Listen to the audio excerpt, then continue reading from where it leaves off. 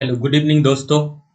आज हम लोग एसएससी जीडी 2022 और 23 को जो टारगेट कर रहे हैं रीजनिंग का क्वेश्चंस इसमें हम लोग डिस्कस कर रहे हैं। वो भी एसएससी जीडी पीवाईक्यू 2021 के जितने भी इंपॉर्टेंट प्रश्न हैं वन बाय वन करके हम लोग सभी को डिस्कस करेंगे।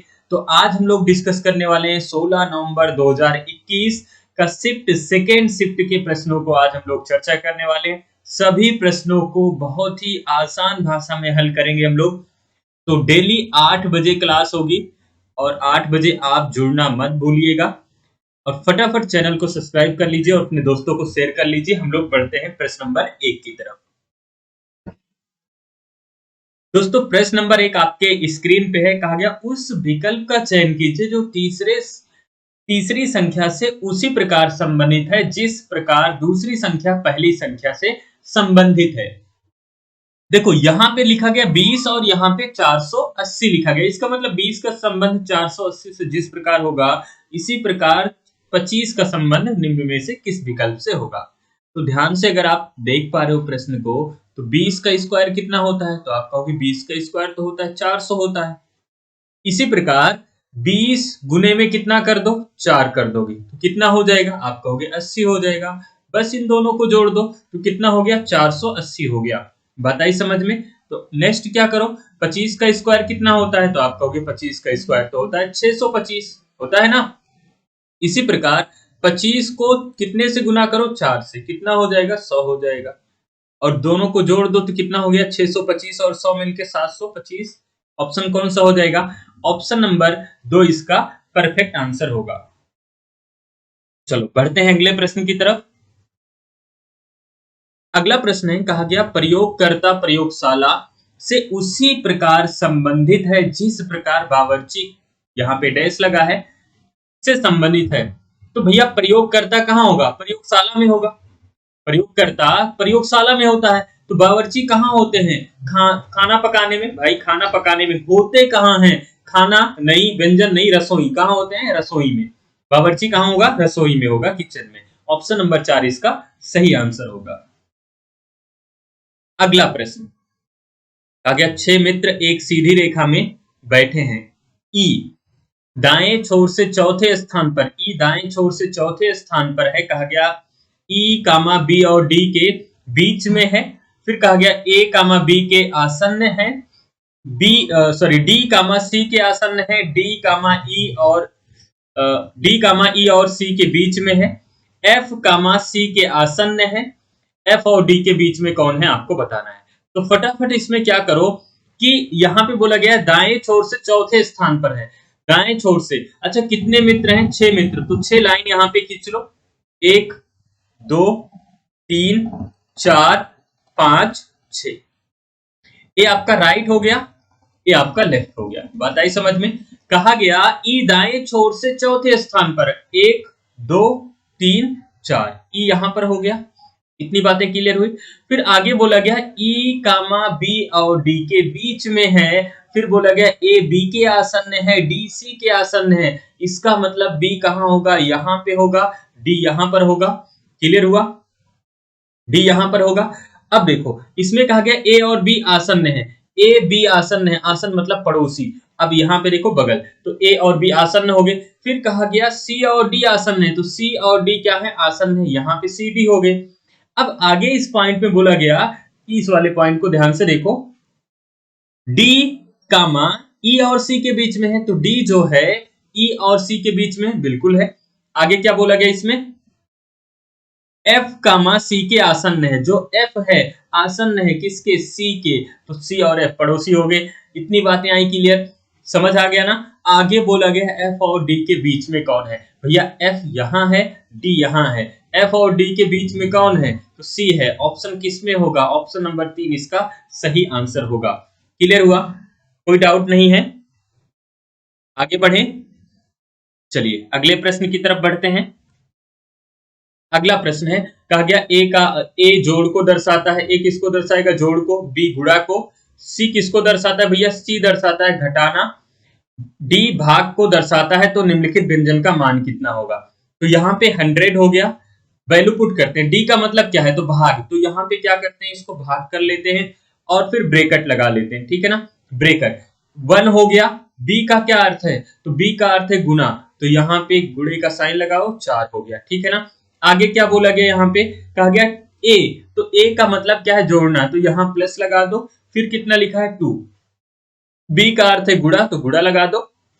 ब्रैकेट में क्या है भैया, ब्रैकेट में 13, ए का मतलब प्लस है, तो यहाँ पे 11 हो गया।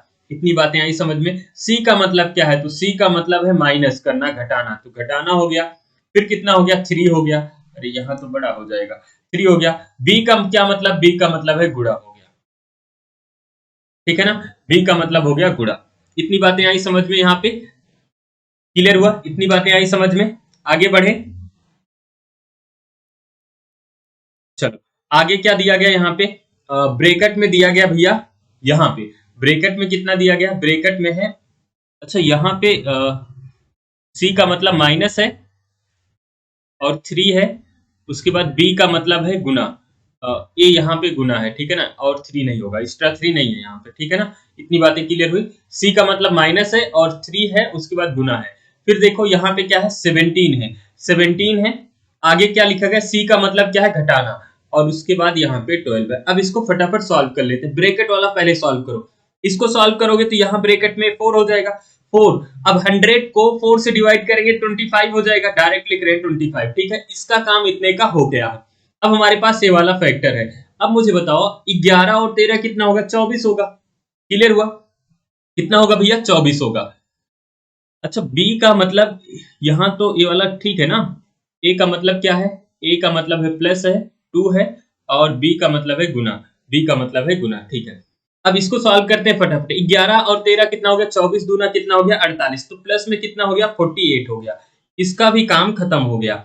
अब यहाँ पे माइनस लगा है, इतनी बातें समझ आई। यहाँ पे 3 है और इनको ब्रैकेट को सॉल्व करना है भैया, तो ब्रैकेट को 17 माइनस 12 करोगे 5, और 5 3 जा कितना होगा, 15, लेकिन 15 कैसे होगा, तो माइनस में होगा। इतनी बातें आई समझ में। अब इसी को तो सॉल्व करना है। माइनस में 15 प्लस में 25, तो यहाँ प्लस में कितना 10, और 48 10 कितना हो गया, 58 हो गया, 58। ऑप्शन पे जाओ, ऑप्शन नंबर 2 इसका सही आंसर होगा। स्पीड से लेकिन करना है ना। ऑप्शन नंबर कौन सा, 2 इसका सही आंसर होगा। अगला प्रश्न कहा गया, अदिति कामा संकेत की पुत्री है, वृत्ति कामा अंकित की पुत्री है, कीर्ति माही की माता है, नीता कामा संकेत की पत्नी है। फिर कहा गया भैया, नीता कामा वृत्ति की माता कीर्ति की सास है, निम्न में से कौन सा कथन सही नहीं है। अच्छा प्रश्न है, चलो सॉल्व करते हैं।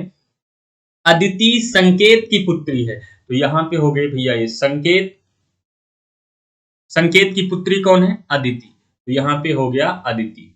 क्लियर हुआ, अदिति, अदिति हो गई। आगे बोला गया भैया, कहा गया वृत्ति अंकित की, वृत्ति जो है अंकित की पुत्री है, तो वृत्ति अंकित का यहाँ रिलेशन नहीं है, इसको इग्नोर करो। आगे बोला गया कीर्ति माही की माता है, ये भी रिलेशन नहीं है, छोड़ दो। कहा गया नीता कामा संकेत की पत्नी है, संकेत की इनकी शादी कराओ, किससे कराना है, नीता से। क्लियर हुआ, इनका प्लस लगा दो। यहाँ पे संकेत की पत्नी कौन हो गई, नीता हो गई। इतनी बातें क्लियर। आगे बोला गया नीता कामा वृत्ति की माता कीर्ति की सास है।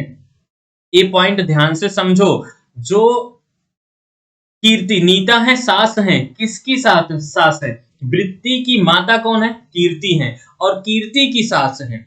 इसका मतलब नीता का कोई पुत्र होगा, यहाँ पे हम छोड़ देते हैं, कोई पुत्र होगा। इनकी शादी किससे होगी, कीर्ति से होगी। किससे भैया, कीर्ति से शादी होगी, और कीर्ति इन दोनों की एक पुत्री होगी, जिसका नाम क्या होगा, वृत्ति होगी।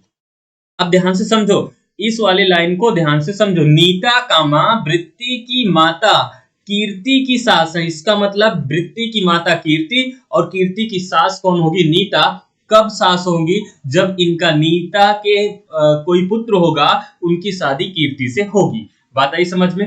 अब पहले वाली लाइन को फिर से पढ़ो, वृत्ति कामा अंकिता की पुत्री है, वृत्ति किसकी, सॉरी अंकित की पुत्री है, और कीर्ति कामा माही की माता है।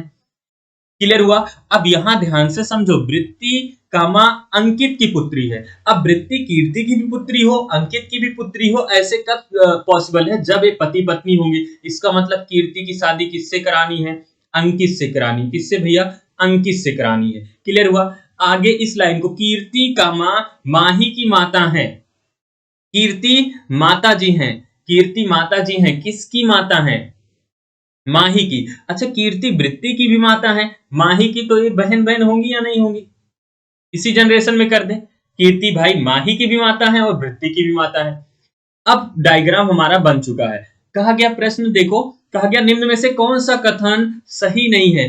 अंकित कामा माही का पिता है। भाई ये पति पत्नी है तो माही का भी पिता होगा अंकित, और वृत्ति का भी पिता होगा, बिल्कुल पिता है, ये वाला सही है।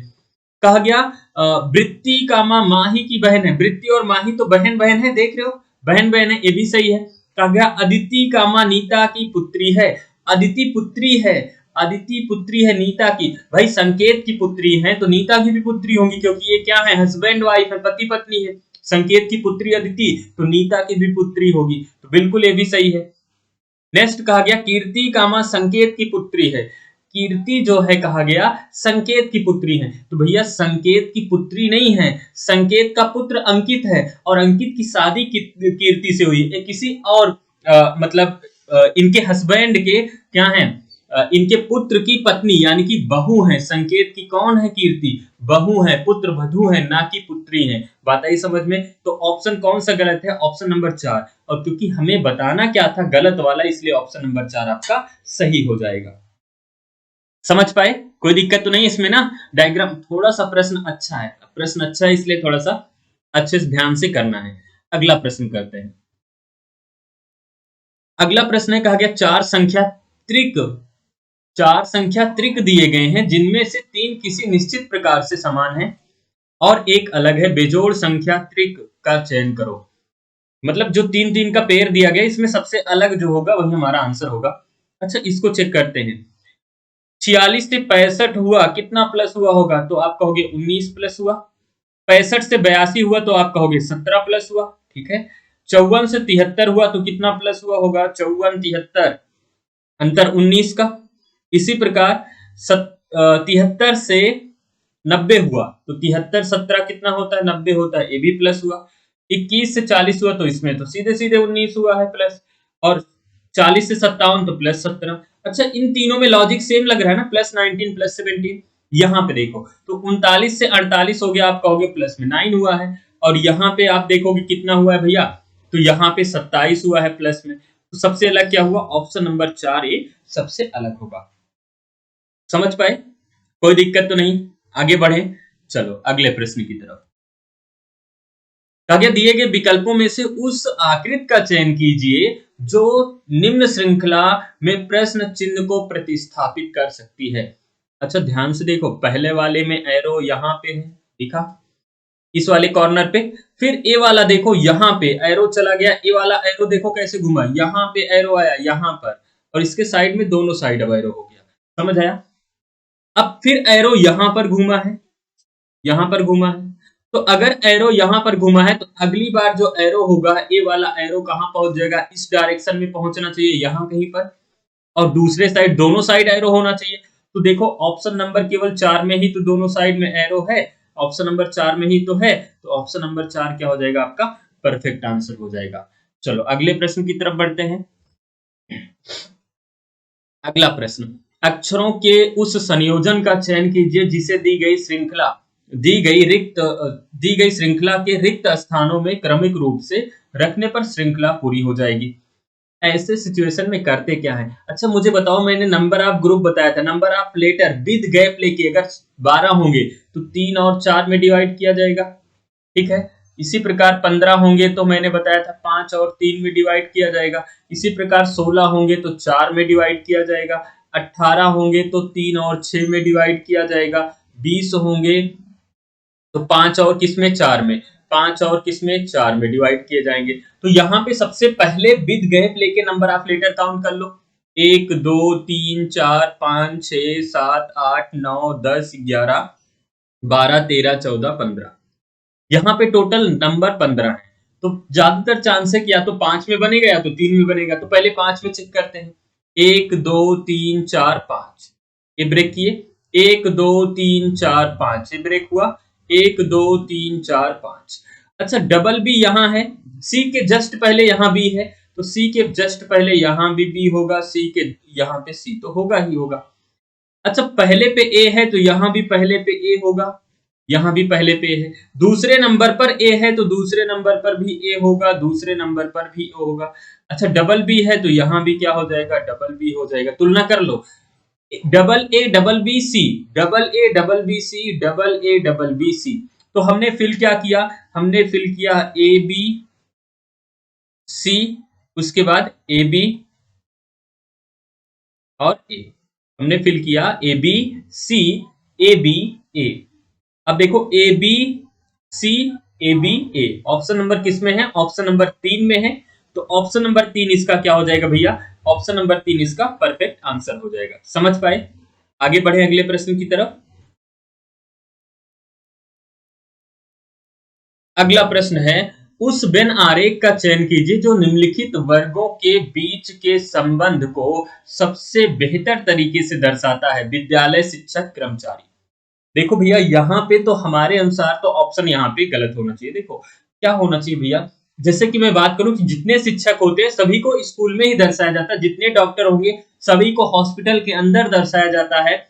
इसी प्रकार जितने पायलट होते हैं सभी को आसमान के अंदर, सॉरी, पायलट को भी और एरोप्लेन को भी आसमान के अंदर रिप्रेजेंट किया जाता है। यही इसका डायग्राम सही माना जाता है। लेकिन ऑल वाला तो कुछ दिख नहीं रहा है, तो इसको सम मानेंगे कि कुछ शिक्षक विद्यालय में होंगे, यहां भी सम होगा। इसी प्रकार कुछ शिक्षक कर्मचारी होंगे, यहां भी सम होगा। और कुछ कर्मचारी विद्यालय में होंगे तो यहां भी सम होगा। तो तीनों सम ऑप्शन नंबर 2 सही होगा। लेकिन इसका जो एग्जैक्ट अकॉर्डिंग टू ऑप्शन, तो हमने ऑप्शन नंबर 2 सही कर दिया। लेकिन जितने भी शिक्षक होते हैं सभी को विद्यालय के अंदर रिप्रेजेंट करना होता है, जितने डॉक्टर होते हैं सभी को हॉस्पिटल के अंदर रिप्रेजेंट करना होता है। इसी प्रकार जितने स्टूडेंट होते हैं सभी को कक्षा के अंदर रिप्रेजेंट करना होता है, क्लास के अंदर। जितने एरोप्लेन होते हैं सभी को आसमान के अंदर रिप्रेजेंट किया जाता है। यही इसका तरीका है। लेकिन अकॉर्डिंग टू ऑप्शन 2 इसका सही होगा। चलिए बढ़ते हैं अगले प्रश्न की तरफ। अगला प्रश्न है, एक निश्चित कोड भाषा में मैंगो को कोड किया गया QERKS, एप्पल को भी कोड किया गया है ETTPI के रूप में लिखा जाता है। उस भाषा में गुआवा की कोडिंग क्या होगी? भैया लग रहा है कि एग्जामिनर आम वाम बहुत ज्यादा खा रहा है। मैंगो को कोड किया है, घर से खावा के निकला था। चलो फिर देखते हैं। यहाँ पे देखो 13, m की प्लेस वैल्यू 13 होगी। 13 4 17 होगा, 1 और 4 कितना होगा, 5 होगा। 14 4 18 होगा। और यहाँ पे देखो भैया 4 7 11 होगा। इसी प्रकार 15 4 19 प्लस 4 हुआ है। तो इस पे हम डायरेक्ट आंसर निकालते हैं। तो 7 में 4 जोड़ोगे 11 का मतलब के, और 21 में 4 जोड़ोगे 25 का मतलब y। अब ऑप्शन चेक कर लो, ऑप्शन अच्छा एक केवल हटेगा, बाकी तो के वाई सब में है। फिर 1 में 4 जोड़ोगे 5 का मतलब ई, के वाई ई, तो के वाई ई नहीं है, गलत हो गया। के वाई ई नहीं है, गलत हो गया। ऑप्शन नंबर क्या हो गया, 3। बाकी सॉल्व करना चाहो तो आप +4 करके जोड़ लो, करने की जरूरत नहीं है। अगले प्रश्न पे आते हैं। उस विकल्प का चयन कीजिए जो तीसरे पद से उसी प्रकार संबंधित है जिस प्रकार दूसरा पद पहले पद से संबंधित है। ZYGOTE को कोड किया गया, ZYTOGE के रूप में कोड किया जाता है। तो आपको यहाँ पे सीक्वेंस की कोडिंग बतानी है भैया। तो यहाँ पे ध्यान से आप देख पा रहे हो कि इंग्लिश अल्फाबेट जानते हो ना, उसमें डिक्रीजिंग ऑर्डर में, याद होगा मैंने आज आपको इंक्रीजिंग ऑर्डर बताया था कि छोटे से बड़े क्रम में होता है। लेकिन भैया कभी कभी डिक्रीजिंग ऑर्डर में हो जाता है। जैसे ये पूछा गया, तो इसमें अगर आप एक्स्ट्रा दिमाग लगाओगे तो गड़बड़ कर दोगे। यहाँ पे एक्स्ट्रा माइंड नहीं लगाना। देखो डिक्रीजिंग, ZYTOGE, ध्यान से देखो मन की आंखों से। तो इनमें से सबसे पहले अगर हम देखें सबसे बड़ा कौन सा है, डिक्रीजिंग ऑर्डर में जाना, इसका मतलब सबसे बड़ा वाला, फिर उससे छोटा, फिर उससे छोटा, उससे छोटा। सबसे बड़ा आप देखोगे तो सबसे बड़ा आएगा आपका U। अच्छा, U से स्टार्ट होना चाहिए, तो कितने विकल्प कटेंगे? ऑप्शन नंबर 3 तो कट गया। U के बाद क्या होना चाहिए?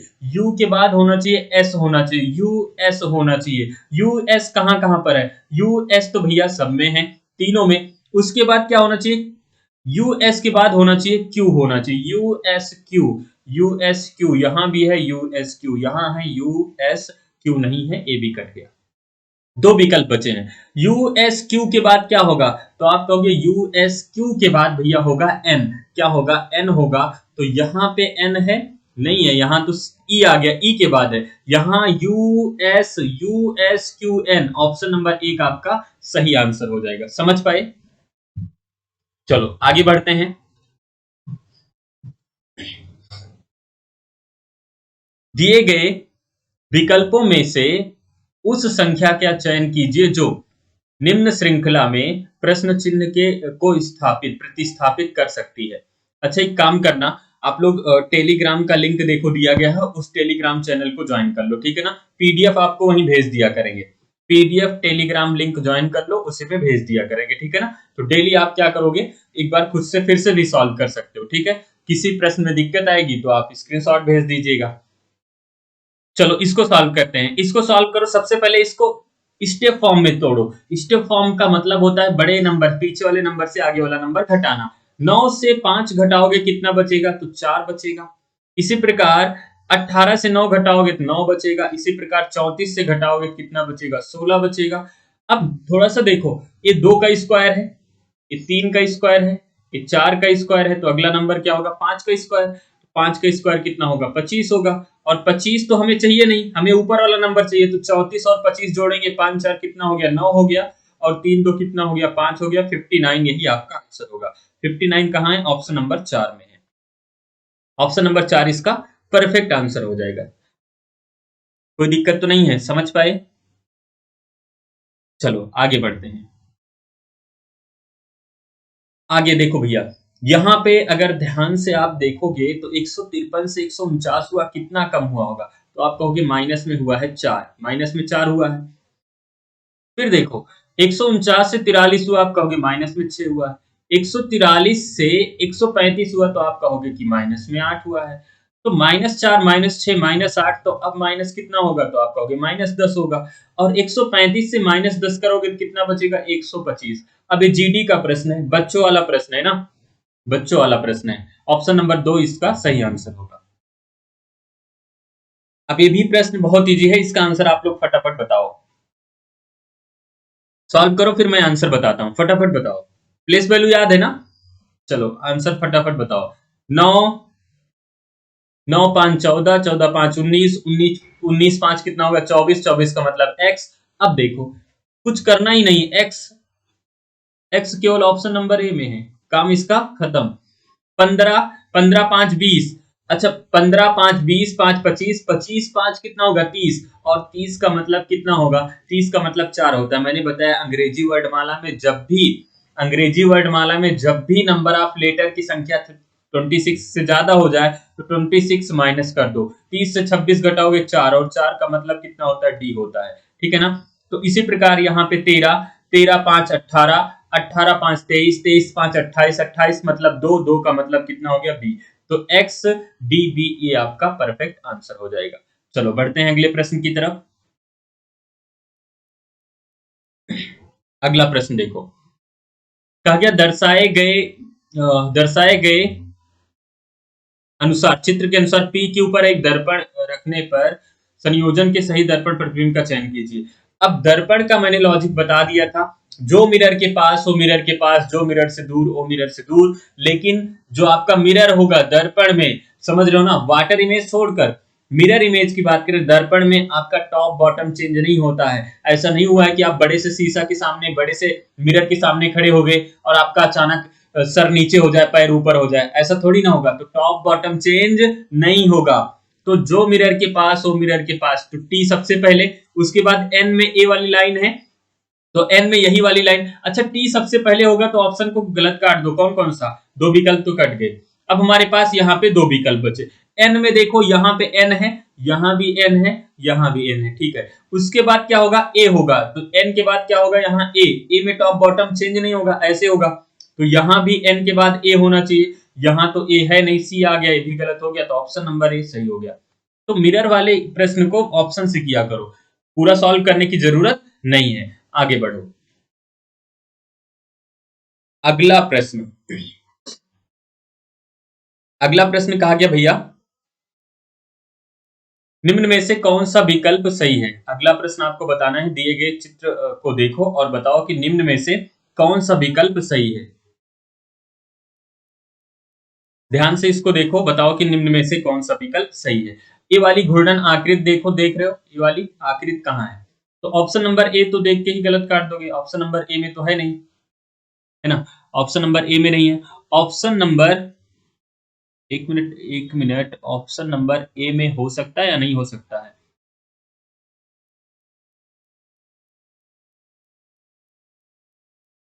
दो में, एक मिनट, ए में दिख रहा है, दो में तो नहीं दिखेगा। इरेजर,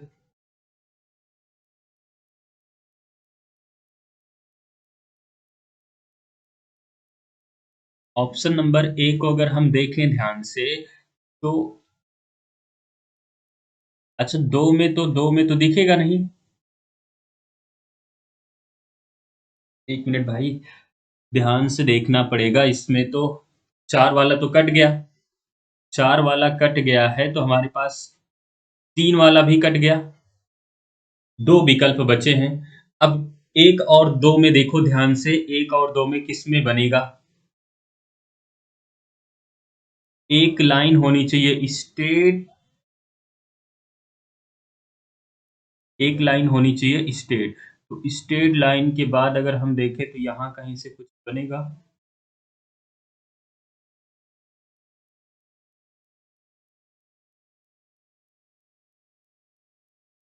ये वाली लाइन नहीं बन पा रहा है, यहाँ से देखो कुछ एक लाइन होनी चाहिए स्ट्रेट।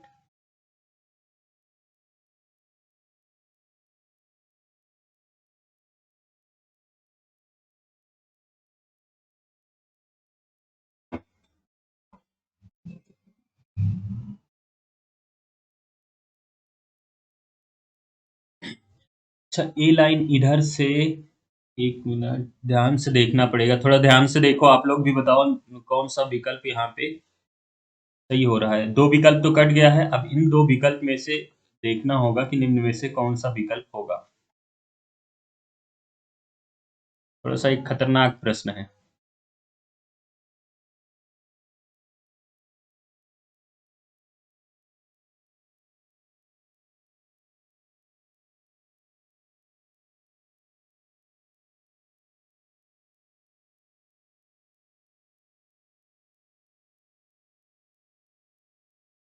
एक में तो नहीं दिख रहा है, तो एक तो कट गया, एक में तो लाइन वाला है नहीं, वो सीक्वेंस जो ए वाला फोल्ड वाली लाइन है, एक में नहीं है, तो दो में ही होगा क्योंकि बाकी तीन विकल्प कट गए हैं, इसी में होगा। ध्यान से देखना भाई, ऑप्शन से भी कर लो, जब दो विकल्प में नहीं मिल रहे हैं, एक में भी नहीं मिल रहा है, तीन में भी नहीं मिल रहा है, चार में, तो इसी में होगा। इसको अगर ध्यान से देखोगे तो आपको मिलेगा ढूंढना।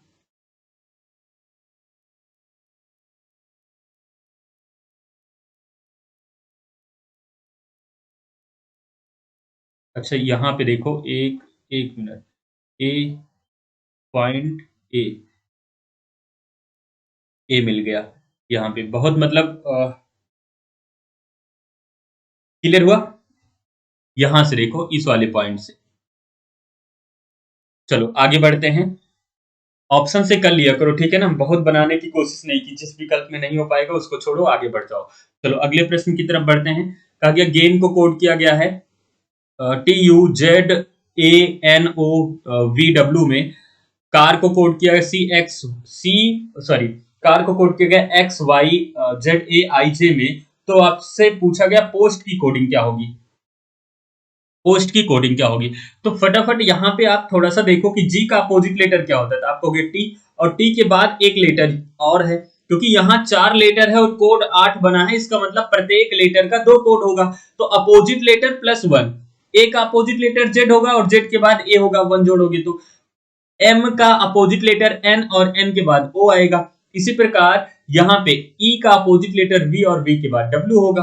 तो बताओ पी का अपोजिट लेटर क्या होगा, तो आप कहोगे के होगा, और के बाद क्या होगा, तो एल होगा। इसी प्रकार ओ का अपोजिट लेटर, तो आप कहोगे एल होगा, और एल के बाद क्या आएगा, तो आप कहोगे एम आएगा। ऑप्शन देखो, ए कट गया, ये भी कट गया, डबल एल होना चाहिए, भी कट गया, ऑप्शन नंबर 3 ए सही हो गया। बाकी भी आप चेक कर सकते हो, एस का अपोजिट लेटर क्या होगा, एस का H होगा और H के बाद I होगा, ठीक है ना। इसी प्रकार T का G होगा और G के बाद क्या होगा, H होगा। ऑप्शन नंबर 3 ही सही हो गया। पासा है। अच्छा, इसका विकल्प एक कट गया है, जहां पे option number A B C में ऐसे कुछ था, यहाँ पे केवल एक बनेगा, फिर B था, दो, तीन बनेगा, C था, एक, दो, तीन, चार बनेगा, और D था नन ऑफ दीज, ऐसे कुछ था, नन ऑफ दीज, ठीक, इनमें से कोई नहीं। तो अगर ध्यान से देखें तो यहाँ अपोजिट लेटर निकाल लो, अल्टरनेट सरफेस से अपोजिट निकाल लो, तो एक के विपरीत क्या होगा, तो आप कहोगे 5 होगा, तीन के विपरीत क्या होगा, तो आप कहोगे 6 होगा, तो एक के विपरीत क्या होगा, तो एक के विपरीत हो गया 5, इसी प्रकार तीन के विपरीत क्या हो गया, तो तीन के विपरीत 6 हो गया, दो के विपरीत क्या हो गया, तो दो के विपरीत 4 हो गया। बात आई समझ में। Two opposite letter number symbol neighbour see together, दो विपरीत अक्षर, संख्या और चिन्ह ना तो एक चित्र में एक साथ कभी दिखेंगे, ना एक साथ छिपेंगे। क्या चित्र नंबर एक में कोई अपोजिट एक साथ दिख रहा है, नहीं दिख रहा है। चित्र नंबर 2 में दिख रहा है, नहीं दिख रहा है। 3 में दिख रहा है, नहीं दिख रहा है। 4 में नहीं दिख रहा है। तो इसमें चारों के चारों विकल्प सही हो जाएंगे, इसलिए ऑप्शन नंबर सी आपका सही हो जाएगा। 1 2 3 चारों आपसे ये बनाया जा सकता है, ठीक है ना। यहाँ पे कोई भी ऑप्शन गलत नहीं होगा, इसलिए 1 2 3 चारों पासा इस चित्र से बनाया जा सकता है। बात आई समझ में। चलो अगले प्रश्न की तरफ बढ़ते हैं। अगला प्रश्न है, उस सही विकल्प का चयन कीजिए जो दिए गए शब्दों का अंग्रेजी शब्दकोश के अनुसार दर्शाता है। डिक्शनरी ऑर्डर में शब्दकोश के अनुसार सेट करना है। सबसे पहले जो कॉमन हो उसको हटा दो, डीई कॉमन है, डीई हटा दो, डीई सब में हटा दो। क्लियर हुआ। अब क्या बचा हमारे पास, आर बचा, एस बचा, आर एस आर। अब मुझे बताओ आर और एस में सबसे पहले क्या आएगा, तो आप कहोगे आर आएगा। इसका मतलब है जो एस पे 2 नंबर है और एस 4 नंबर है, सबसे लास्ट में आएगा। 2 4 लास्ट में आना चाहिए, लेकिन 2 4 में से कौन लास्ट में आएगा सबसे, तो आगे सी है और आगे क्या है, आई है। तो सी पहले आएगा, इसका मतलब 4, सबसे लास्ट में आई मतलब 2, लास्ट में 42 होना चाहिए, उसके पहले यहाँ पे सीक्वेंस लिख दो 1 2 3, ठीक है। तो अब क्या करना है, लास्ट में 4 होना चाहिए, लास्ट में 4 और 2 होना चाहिए, तो 4 और 2 किसमें है, सबसे लास्ट में। इसमें तो है नहीं, इसमें भी नहीं है, इसमें भी नहीं है, तो ये ऑप्शन नंबर 4 आपका सही आंसर हो जाएगा। ऑप्शन नंबर 4 क्या हो जाएगा, इसका सही आंसर हो जाएगा। क्लियर हुआ। ऑप्शन नंबर 4 इसका सही आंसर हो जाएगा। आगे बढ़ते हैं। आगे भैया कहा गया, कागज के एक टुकड़े को मोड़ने पर मोड़े गए कागज को काटने के क्रम में निम्न आकृतियों में दर्शाया गया है, खोलने पर यह कागज कैसा दिखेगा। अच्छा, पहले कागज को इस तरीके से फोल्ड किया गया, आधा इधर, और जो आधा पेपर बचा था, ये वाला पार्ट बचा था, ये वाला पार्ट बचा था, इसको फोल्ड किया गया इधर। तो अब पेपर हमारे पास केवल इतना है, समझ पाए, इतना पेपर, और इसमें एक दिल शेप में, एग्जामिनर का दिमाग सही नहीं है, इस शेप में क्या किया गया है, काटा गया है। तो अब सबसे पहले तो ये वाला फोल्ड ही ओपन होगा, जो सबसे लास्ट में फोल्ड करोगे पेपर को, सबसे पहले वही ओपन होगा। और जब इसको ओपन करोगे तो यहाँ लगा दो मिरर, और मिरर लगाओगे तो यहाँ भी बन जाएगा एक ऐसे दिल। भाई देखो आर्ट वार्ट सही नहीं है, यहाँ दिल बन जाएगा और दिल यही पूरा बन जाएगा, और जब यहाँ इसको पलटोगे तो इसका जो शेप है जस्ट इसके अपोजिट, क्योंकि जो मिरर के पास हो मिरर के पास, जो मिरर से दूर हो मिरर से दूर। तो ये जो दिल देख रहे हो, ध्यान से देखो चित्र में, दिल एक जस्ट ऐसे ही बनेगा, जस्ट ऐसे ही बनेगा। तो यहां पलटेंगे तो एक दिल तो ये सीधे वाला बनेगा, जस्ट उल्टा एक बनेगा, तो ये तो गलत हो जाएगा, दोनों एक साइड से हैं, ये दोनों ही इसका बेस है, बेस नहीं होगा, एक बेस एक फेस होगा, ये भी गलत है, ये वाला सही होगा। एक इसका देखो बेस है और जस्ट इसका यहाँ पे अपोजिट हो गया, तो ऑप्शन नंबर क्या हो जाएगा, 4A परफेक्ट आंसर होगा। जो मिरर के पास हो मिरर के पास, जो मिरर से दूर हो मिरर से दूर। समझ पाए ना। आगे बढ़ते हैं। अगला प्रश्न है, 4 अक्षर समूह दिए गए हैं, निम्न में से 3 किसी निश्चित प्रकार से समान है और एक अलग है, बेजोड़ अक्षर समूह का चयन कीजिए। अब यहाँ पे प्लेस वैल्यू तो याद है ना। अब बताओ, 6 से -2 हुआ 4, 4 से -2 हुआ 2, 15 से -2 हुआ 13, 13 से -2 हुआ 11, 10 से 8 हुआ, 8 से 6 हुआ, -2 -2 हो रहा है। 21 से -2 किए 19, ठीक है, 19 से -2 करेंगे तो 17, मतलब Q होना चाहिए, लेकिन यहाँ तो P है, तो सबसे अलग क्या हो गया, ऑप्शन नंबर 4। ऑप्शन नंबर 4 इसका परफेक्ट आंसर होगा। अगला प्रश्न, ये प्रश्न कमाल का है। इसमें क्या करना है, कुछ नहीं, केवल देखो और आंसर बताओ। यहाँ पे दिया गया PHEN YL को कोड किया गया है 9, 11, 17, 8, 5, 13 से। COLON Y को कोड किया गया 6, 12, 13, 12, 5, 8 से। तो कहा गया COLONEL की कोडिंग। अच्छा, तो यहां से कॉपी कर लो ना, COLON तक कॉपी कर लो, ये वाला। तो लास्ट का कोड छोड़ दो, लास्ट का कोड 5 को छोड़ दो, बाकी सब तो कॉपी कर लो। इसका मतलब वही विकल्प सही होगा जिसमें 6, 12, 13, 12, 8 होगा। 6, 12, 13, 6, 12, 13 नहीं है, 6, 12, 13, 12, 8 इसमें है। 6, 12, 12 ये भी गलत, ये भी गलत। तो ऑप्शन नंबर क्या हो गया, 2 हो गया। बाकी कोड ढूंढ के लिख लेना। यहाँ पे हो गया 8 तक हो गया। उसके बाद ई और एल की कोडिंग निकालना है। ई का यहां से ले लो, एल का यहां से ले लो, फटाफट कॉपी कर लो, ठीक है ना। ऑप्शन नंबर 2 इसका सही आंसर हो गया। कहा गया OPQRST और U एक पंक्ति में उत्तर की ओर मुंह करके बैठे हैं। T, U के निकटतम दाएं से दूसरा है। फिर कहा गया O, Q, R और O के बीच में है। फिर कहा गया P जो बाएं छोर से है, O के निकटतम दाएं बैठा है, ठीक है ना। कितने व्यक्ति हैं भैया, 1, 2, 3, 4, 5, 6, 7। तो 7 लाइन खींच लेते हैं, 1, 2, 3, 4, 5, 6, 7। कहा गया पी दाएं छोर से, तो ये आपका राइट हो गया, दायां छोर हो गया, ये बायां छोर हो गया। जो आपका दायां इसका दायां, जो आपका बायां इसका बायां। पी दाएं छोर पर है तो पी यहां हो गया। फिर कहा गया जो ओ के निकटतम दाएं बैठा है, पी कहां बैठा है, ओ के निकटतम दाईं ओर, तो ओ के दाईं ओर पी बैठा है, ठीक है। आगे इसमें बोला गया, इस वाले लाइन को पढ़ो। कहा गया Q, R और O के बीच में। Q जो है R और O के बीच में, O यहां है, R और O के बीच में कौन बैठेगा, तो आप कहोगे Q बैठेगा। फिर Q हो गया ना। आगे क्या बोला गया, कहा गया U, T के निकटतम दाईं ओर बैठा है। फिर आगे इसमें बोला गया, इस वाली लाइन को ध्यान से देखो, इस वाली लाइन को, S, R के निकटतम बाएं है। S जो है R के बाईं ओर, तो R के बाईं ओर यहाँ पे S हो गया। फिर एक लाइन अभी छूटी है, U, T के निकटतम दाएं है, U, T के दाईं ओर, तो T यहां हो जाएगा। T के दाईं ओर कौन होगा, U, T के निकटतम दाएं बैठा है। T के दाईं ओर कौन बैठा है, तो आप कहोगे U बैठा है। बस इसका काम खत्म। कहा गया पंक्ति के मध्य में कौन बैठा है, तो भैया टोटल 7 लोग हैं, तो 3 इधर हो गए और 3 इधर हो गए, तो बीच में कौन बैठा है, R बैठा है। ऑप्शन नंबर 2 इसका सही आंसर हो जाएगा। समझ पाए। चलो अगला प्रश्न करते हैं।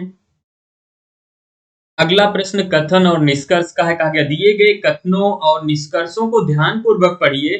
कथनों में दी गई जानकारी को सत्य मानते हुए भले ही वह ज्ञात तथ्यों से अलग प्रतीत होते हैं, तय कीजिए कि दिया गया कौन सा निष्कर्ष दिए गए कथनों का तार्किक रूप से अनुसरण करता है। कहा गया कुछ बिल्लियां जानवर हैं और कुछ जानवर पौधे हैं। अच्छा, दोनों अगर कथन पॉजिटिव हैं तो निष्कर्ष हमेशा पॉजिटिव बनेगा, सारे के सारे निष्कर्ष पॉजिटिव है, ठीक है। अब देखते हैं। पहला कहा गया सभी बिल्ली पौधे हैं। बिल्ली और पौधे के बीच में रिलेशन बनाना है। अच्छा, बिल्ली यहाँ पे, पौधा यहाँ पे, इसका मतलब पहले दूसरे को जोड़ना होगा। और दो पॉजिटिव को जोड़ने का नियम, कम से कम एक शब्द कॉमन हो, तो आप कहोगे जानवर कॉमन है। किसी एक के सामने ऑल का होना जरूरी है, तीस वाले जानवर के सामने हो गया, तो इसका मतलब ये दोनों आपस में क्या हो जाएंगे, कनेक्ट हो जाएंगे। और कनेक्ट होने के बाद हिडन हो जाएंगे। तो हम पढ़ेंगे कुछ बिल्लियां पौधे हैं, कुछ पौधे बिल्लियां हैं। कहा गया सभी बिल्लियां पौधे हैं, कुछ को सभी नहीं पढ़ सकते, इसलिए गलत हो गया, पहला गलत हो गया। दूसरा कहा गया भैया कुछ पौधे बिल्लियां हैं, कुछ पौधे बिल्लियां हैं, तो बिल्कुल पढ़ सकते हैं। जब ये कनेक्ट होगा तो कुछ पौधे बिल्लियां हैं, कुछ पौधे बिल्लियां हैं, पढ़ सकते हैं। दूसरा सही हो गया। तीसरा कहा गया कुछ पौधे जानवर हैं, कुछ पौधे। अच्छा, पौधा और जानवर, तो पौधा यहाँ पे है, जानवर यहाँ है। सेकेंड ऑब्जेक्ट से फर्स्ट ऑब्जेक्ट पढ़ो। यदि कथन पॉजिटिव होता है तो सेकेंड वाले ऑब्जेक्ट के सामने कुछ छिपा होता है, क्या पढ़ेंगे, कुछ पौधे जानवर हैं। क्या पढ़ेंगे, कुछ पौधे जानवर हैं। यही लिखा गया कुछ पौधे जानवर हैं, बिल्कुल लिखा गया, ये भी सही होगा। कहा गया सभी जानवर बिल्लियां हैं, सभी जानवर बिल्लियां हैं। जानवर यहाँ पे है, बिल्ली यहाँ पे है। सेकेंड ऑब्जेक्ट से फर्स्ट ऑब्जेक्ट पढ़ेंगे तो क्या पढ़ेंगे, कुछ जानवर बिल्लियां हैं। और कुछ को सभी नहीं पढ़ सकते, लेकिन यहाँ कहा गया सभी जानवर बिल्लियां हैं, जो कि गलत है। कौन कौन सा सही हुआ? Second and third, second third ढूंढो, इसमें तो नहीं है। सेकेंड थर्ड ये सभी नहीं अनुसरण करेगा। सेकेंड थर्ड ऑप्शन नंबर 4 ये सही आंसर हो जाएगा, ठीक है ना, ऑप्शन नंबर 4। तो यहाँ पे हम लोग 25 प्रश्नों को सॉल्व किए आज 16 नवंबर 2021 का सेकेंड शिफ्ट था जो इसके प्रश्नों को सॉल्व किए। उम्मीद है आप समझ पाए होंगे।